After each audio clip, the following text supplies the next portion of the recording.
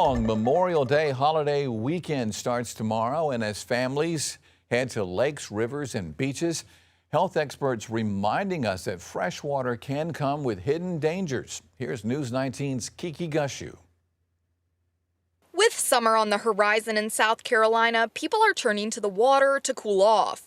But health officials say natural bodies of water can be unpredictable. To understand what risk actually is, water bodies are not sterile. Freshwater bodies, saltwater bodies, they're not sterile environments. There's always a risk for entering a river, a lake, or getting into the water at one of our beaches.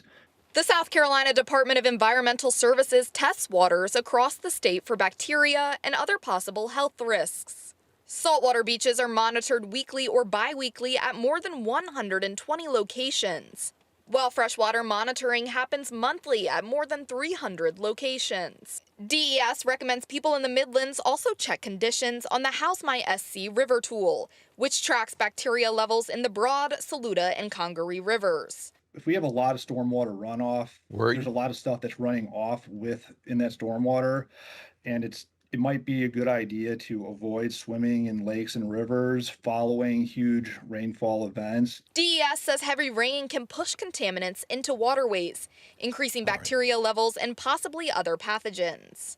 They also warn people to watch for discolored water, surface films, or algal blooms, which can sometimes produce toxins harmful to people and pets. If you see, like we said, a bloom or discoloration, it's best just to avoid coming into contact with it. If you spot a possible bloom, report it to DES for testing. Officials say people should also be aware of the rare but deadly brain-eating amoeba, which can be found in warm, fresh water. The state does not routinely test for the amoeba because officials say it should be assumed it could exist in natural waters. The main route for exposure is forceful injection through the nose and into the brain, right? That's why it's called the brain-eating amoeba. DES recommends using nose clips or holding your nose when jumping or diving into warm, fresh water. Another major risk this time of year is drowning. That's why the State Department of Health is encouraging families to designate a water watcher. If everybody is watching, then that means nobody is watching.